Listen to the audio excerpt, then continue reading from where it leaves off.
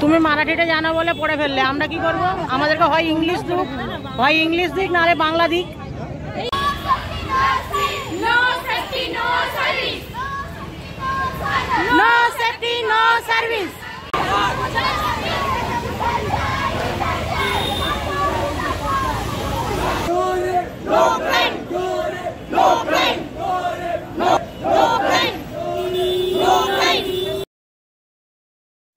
নমস্কার, কেমন আছেন সবাই? আশা করছি সবাই ভালো আছেন। তবে আবার এটাও মনে মনে জানি, আমি সহ আমার গোটা বাংলার প্রত্যেকটা মানুষ, বিশেষ করে মা বোনেরা এবং ভারতবাসীর এক কথায় সবাই একটু মনে চাপা কষ্ট নিয়েই আমরা কিন্তু আছি, দিন কাটাচ্ছি। আর তার কারণটা কারোরই অজানা নয়।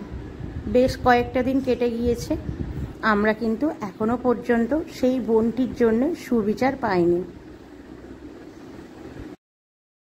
সত্যি বলতে কি, আমার এই বয়সে, মানে প্রায় আমার 30 বছর হতে যায়, তো এই বয়সে আমি এর আগে পুরো ভারতবাসীকে এইভাবে এক হতে কিন্তু দেখিনি। হ্যাঁ, শুনেছি স্বাধীনতার আগে সবাই আমাদের পূর্বপুরুষেরাই কিন্তু এইরকম এক হয়ে সবাই লড়াই করে ইংরেজদেরকে আমাদের দেশ থেকে বিতাড়িত করেছিল। কিন্তু আজ আমি আমার স্বচক্ষে দেখা যে সত্যিই সাধারণ মানুষ এক হতে পারলে মানে কি থেকে কি হতে পারে যদি সবার মধ্যে একতাটা থাকে। সেটা দেখুন, এইখানে আমি এখন মুম্বাইয়ে থাকি, এখানে অবাঙালি থেকে শুরু করে বাঙালি প্রত্যেকটা মানুষের মধ্যে কিন্তু ওই আমাদের কলকাতায় ঘটে যাওয়া 9ই আগস্ট সেই রাত্রির কালো রাত্রির ঘটনাটা নিয়ে প্রত্যেকটা মানুষের মনে কিন্তু ছাপ ফেলেছে।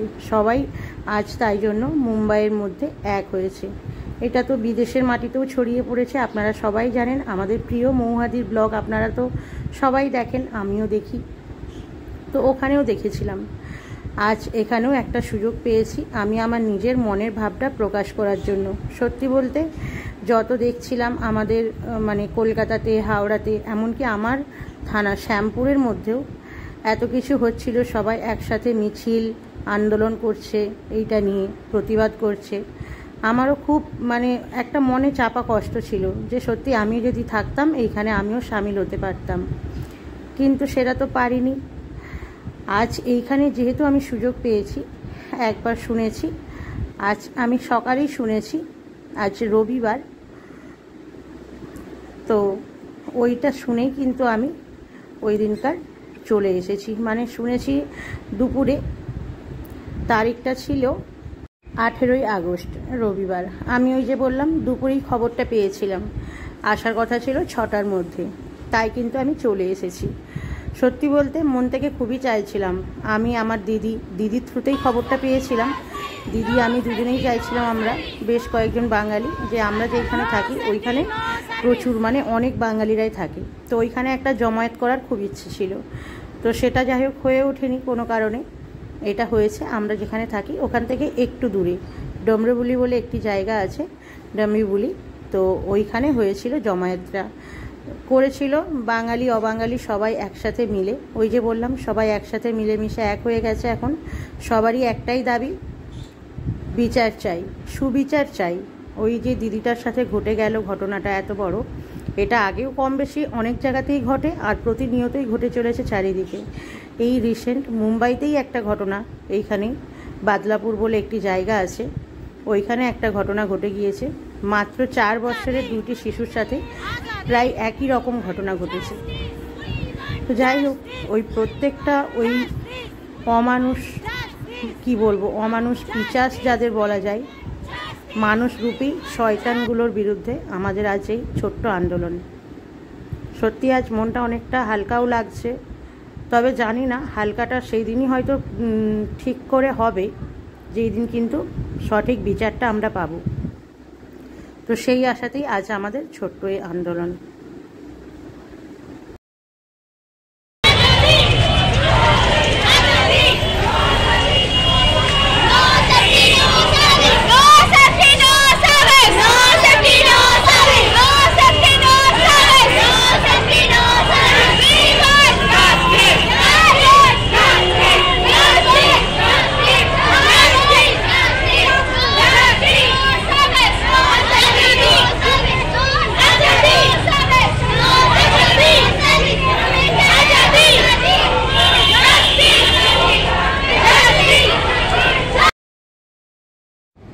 ওই দিন আমরা প্রায় 2 থেকে 2.5 কিলোমিটার পথ আমরা হেঁটে গিয়েছিলাম এই মিছিলের সাথে।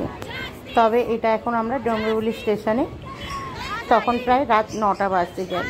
আমরা এখান থেকেই বেরিয়ে গিয়েছিলাম। ওরা হয়তো আরও কিছুটা যাবে, ওখানে গিয়ে এই আন্দোলনটা আজকে শেষ করবে। কিন্তু তার আগেই আমরা বেরিয়ে গিয়েছিলাম, যেহেতু আমাদের একটু দূরে বাড়ি ফিরতে হতো, তাই আমরা বেরিয়ে পড়েছিলাম। সবার শেষে একটাই অনুরোধ করব, আমাদের ভারতের প্রশাসন এবং আমাদের পশ্চিমবঙ্গের সরকার, যত রাজনীতি দল আছে, সবার কাছে একটাই অনুরোধ, প্লিজ আপনারা এই বিষয়টাকে অন্তত এইবারে রাজনীতির রূপ না দিয়ে সুবিচার পাইয়ে দিতে সাহায্য করুন।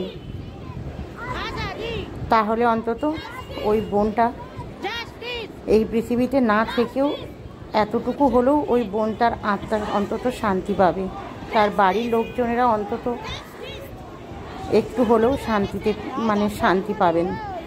তার সাথে পুরো সমগ্র ভারতবাসী, আমরা বাংলার মা বোনেরা তো আছি, সত্যিই আমরা অনেক মন থেকে চাই এটার একটা নিষ্পত্তি হোক।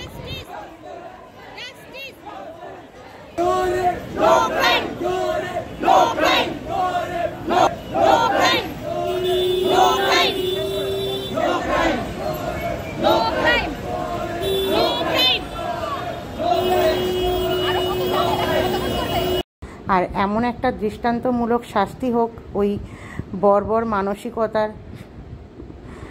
মানুষরূপী ওই শয়তানগুলোর, যাতে করে পরে ভবিষ্যতে শুধু ভারতবর্ষ কেন, পশ্চিমবাংলা কেন, পুরো বিশ্বে যেন এটা একটা দৃষ্টান্তমূলক শাস্তি হয়, এমন একটা ব্যবস্থা আপনারা করুন।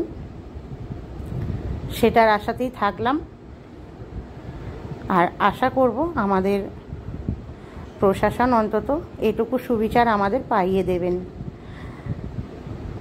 একটু হয়তো সময় লাগছে, কিন্তু আশা রাখবো এবং আমরা আশাবাদী, আমিও সাথে যথেষ্ট আশাবাদী।